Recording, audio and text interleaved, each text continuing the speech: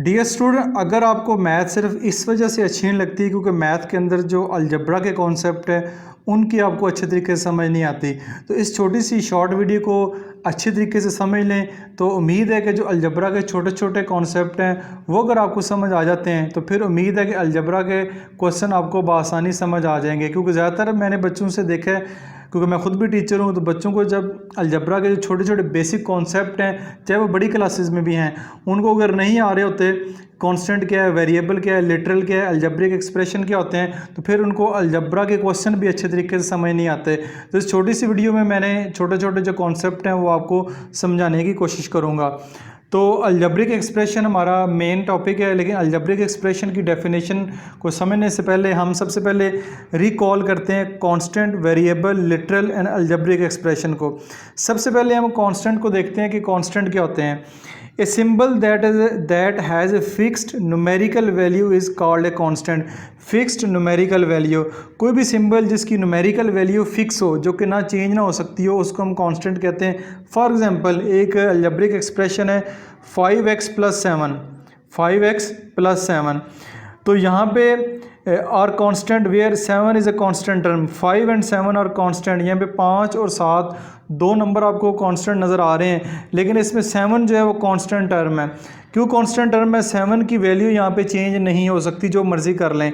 5 की वैल्यू यहाँ पे चेंज हो सकती है क्योंकि x एक वेरिएबल है, x की कोई भी वैल्यू पुट करेंगे तो 5 की वैल्यू भी चेंज हो जाएगी। तो ऐसे सिंबल जिसकी न्यूमेरिकल वैल्यू फिक्स हो वो हमारा कांस्टेंट कहलाता है। जैसे कि इस अलजब्रिक एक्सप्रेशन में हमारे पास 7 जो है वो एक कांस्टेंट टर्म है। उसके बाद चलते हैं वेरिएबल की तरफ। अब एक वेरिएबल क्या होते हैं? Variable is a symbol usually a letter, यानी एक सिंबल होती है, यूजली एक लेटर होता है ABC XYZ that is use to represent a quantity that may have in infinite number of values are also called unknown. यानी कि अगर इस डेफिनेशन को मैं आसान करूँ कि किसी भी अलजब्रिक एक्सप्रेशन के अंदर ऐसी अननोन वैल्यू से मुराद है, जैसे कि ऊपर हमने देखा यहाँ पे x अननोन है, y भी हो सकता है, XYZ भी कोई भी हो सकती है, कोई भी अल्फ़ाबेटिक टर्म हो सकती है जिसकी वैल्यू कोई भी हो सकती है, ठीक है। इनफिनिट वैल्यूज़ हो सकती हैं और यहाँ उसकी वैल्यूज़ अननोन हो, जिनको हमने मालूम करना हो, वो हमारे पास वेरिएबल कहलाते हैं। जैसे कि x² + y + 3z, यहाँ पे x, y और z जो है वेरिएबल्स हैं, यानी x की वैल्यू भी आ सकती है, कोई हमें पता नहीं, हम फाइंड करेंगे, y की वैल्यू फाइंड करेंगे, 3z की वैल्यू भी फाइंड करेंगे। ये सारे वेरिएबल हैं, इनकी वैल्यूज़ हमने फाइंड करनी है। ये हमारे पास हो गए वेरिएबल। उसके बाद बारी आती है लिटरल्स की। लिटरल क्या होते हैं? The alphabet that are use to represent constant और कोफिशिएंट आर कॉल्ड लिटरल्स। ऐसे अल्फ़ाबेट जो किसी कोफिशिएंट को या कांस्टेंट को रिप्रेजेंट करें वो हमारे पास लिटरल्स कहलाते हैं। फॉर एग्जांपल ये आपको नज़र आ रहा है ax² + bx + c। अब यहाँ पे जो x है हमारे पास, वो तो हमारे पास हो गया वेरिएबल्स हैं। x से पहले यहाँ पे a है, यहाँ भी x से पहले b है, कांस्टेंट टर्म की जगह c है, तो a, b और c जो है लिटरल्स हैं, जो कोफिशिएंट और कांस्टेंट की जगह इस्तेमाल हो रहे हैं, ठीक है। और यहाँ पे x जो है वो वेरिएबल है, यानी कि आप देख सकते हैं वेरिएबल के साथ अगर नंबर नहीं है, अगर नंबर है तो वो कोफिशिएंट होगा। यानी कोफिशिएंट की डेफिनेशन इस टॉपिक में मिसिंग है, तो वही बता देता हूँ कि यहाँ पर लिखा हुआ है 7x + 8y अगर लिखा हुआ है तो x और y तो यहाँ पे वेरिएबल हैं, 7 और 8 यहाँ पे जो है कोफिशिएंट है। अब इस एग्जांपल में देखें x से पहले a है, x से पहले b है और c है, तो यहाँ पे नंबर नहीं है। अगर नंबर होंगे तो वो कोफिशिएंट होगा, अगर नंबर के अलावा कोई ABC होगा तो वो हमारे लिटरल्स होंगे, लिटरल्स। अब उम्मीद है कि कांस्टेंट, वेरिएबल, लिटरल, इन तीनों की डेफिनेशन आपको क्लियर होगी। अगर ये तीनों की डेफिनेशन क्लियर हो गई है तो फिर हम अलजब्रिक एक्सप्रेशन की तरफ चलते हैं कि अलजब्रिक एक्सप्रेशन क्या होता है। An expression which connects variable and constant by algebraic operation of addition, subtraction, multiplication and division। यानी कि एक एक्सप्रेशन जिसमें वेरिएबल भी हो, कांस्टेंट भी हो, ठीक है, कोफिशिएंट भी हो, लिटरल्स भी हो, ठीक है, कनेक्टेड बाय एन ऑपरेशन, यानी वो एडिशन का साइन उनके दरमियान हो, सब्ट्रैक्शन का हो, मल्टीप्लिकेशन का हो या डिवीजन का हो, तो हम उनको अलजब्रिक एक्सप्रेशन कहेंगे। A few algebraic expression are given below. ये नीचे आपको अलजब्रिक एक्सप्रेशन दिए हुए हैं।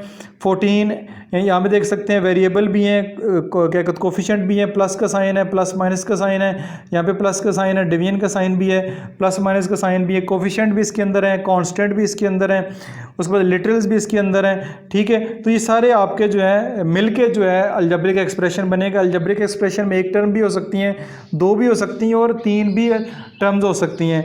ये हो गया अलजेब्रिक एक्सप्रेशन। एक अलजेब्रिक टर्म होता है, एक जिसको कहते हैं टर्म। टर्म की भी डेफिनेशन यहाँ पे नहीं लिखी हुई, मैं बता देता हूँ कि यहाँ इसके अंदर दो टर्म है, इसके अंदर तीन टर्म है, इसके अंदर दो टर्म है, इसके अंदर भी तीन टर्म है, इसके अंदर एक टर्म है। यानी एक अलजेब्रिक एक्सप्रेशन में जो अलजेब्रिक जो ऑपरेशन है, एडिशन, सब्ट्रैक्शन, मल्टीप्लिकेशन, डिवीजन के साइन के साथ जो मिली होती हैं वो आपकी टर्म्स कहलाती हैं। ये एक अलहदा से टर्म होगी, ये एक अलहदा से टर्म होगी, ये एक अलहदा से टर्म होगी। तीन टर्म जो है मिल के एक अलजेब्रिक एक्सप्रेशन बना रही हैं। उसके बाद बारी आती है पोलिनोमियल्स की। ये बेसिक डेफिनेशन अगर आपको आ गई है, फिर हम पोलिनोमियल की तरफ मूव करते हैं। पोलिनोमियल की डेफिनेशन को अगर देखते हैं, ए पोलिनोमियल एक्सप्रेशन और simply A polynomial is an algebraic expression. सबसे पहली बात ये तो एक अलजेब्रिक एक्सप्रेशन होगा, एक बात हमें पता चली। दूसरी बात, कंसिस्टिंग ऑफ वन और मोर टर्म, यानी इसमें एक या एक से ज़्यादा टर्म होगी, in each of which the exponent of the variable is zero और अ पॉजिटिव इंटीजर। तीन बातों का जिक्र किया गया इसमें। कौन कौन सी? नंबर वन है, ये एक अलजेब्रिक एक्सप्रेशन होगा। नंबर टू, इसमें एक या एक से ज़्यादा टर्म हो सकती हैं। और तीसरी जो इंपॉर्टेंट बात है, उस अलजेब्रिक एक्सप्रेशन में जो वेरिएबल की पावर होगी, जो वेरिएबल की पावर होगी, या वो जीरो होनी चाहिए या एक पॉजिटिव इंटीजर होना चाहिए, एक पॉजिटिव जो है वो नंबर होना चाहिए, तो उसको हम पोलिनोमियल कहेंगे। जैसे कि 13 - x 5x + 3y x square - 3x + 1 are all polynomial. ये तमाम पोलिनोमियल है। क्यों? यहाँ पे जो वेरिएबल की पावर है वो यहाँ ज़ीरो है या पॉजिटिव नंबर है। ज़ीरो तो कहीं भी नहीं है, एक पॉजिटिव इंटीजर है। जहाँ कोई भी पावर नहीं होती, यहाँ पे -x के ऊपर कोई पावर नज़र नहीं आ रही, तो यहाँ पे +1 पावर मौजूद है। ये पोलिनोमियल है।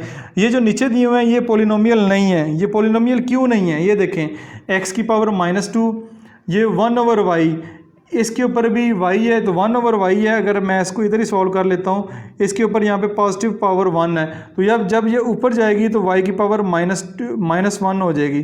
ठीक है, y की पावर -1 जब हो जाएगी तो ये पावर जो है वो नेगेटिव होगी। जब पावर नेगेटिव हो गई है, इससे मुराद है ये पोलिनोमियल नहीं है। यहाँ भी पावर नेगेटिव है, यहाँ भी पावर नेगेटिव है, ये नीचे फ्रैक्शन में पॉजिटिव पावर है, तो जब ये ऊपर जाएगी ये भी नेगेटिव हो जाएगी। ठीक है, ये पोलिनोमियल नहीं रहेगा। और अगर नीचे पावर नेगेटिव है, यहाँ पे पावर नेगेटिव होती, माइनस की कोई भी पावर होती, जब इसने ऊपर जाना था तो ये पॉजिटिव हो जानी थी, फिर हम कहेंगे ये एक पोलिनोमियल है। तो उम्मीद है कि पोलिनोमियल का कॉन्सेप्ट भी आपको समझ आ गया होगा। नेक्स्ट ये हमारा टॉपिक है degree of polynomial. Degree of polynomial क्या होता है? Degree of A polynomial is the highest power of A power term in a polynomial. एक पोलिनोमियल के अंदर किसी भी टर्म की जो हाईएस्ट पावर होती है वो उसकी डिग्री कहलाती है। जैसे कि degree of a term in a polynomial is the sum of exponent on the variable in a single term. यहाँ पे देखिए 2x की पावर 3, y की पावर 4, ये एक पूरी टर्म है, ये एक पूरी टर्म है। इस पूरी टर्म की पावर को ऐड करेंगे 4 और 3 को ऐड करेंगे तो 7 हो जाएगा। तो इसकी जो डिग्री है वो 7 कहलाएगी। डिग्री 1 भी हो सकती है, 2 भी हो सकती है, 3 भी हो सकती है। जितनी वो पावर होगी, पूरे अलजेब्रिक एक्सप्रेशन की पावर को ऐड नहीं करना, बल्कि एक टर्म की जो हाईएस्ट पावर है वही अपने काउंट करनी है, वो उसकी डिग्री कहलाएगी। ठीक है, उसके बाद है कोफिशिएंट ऑफ वेरिएबल।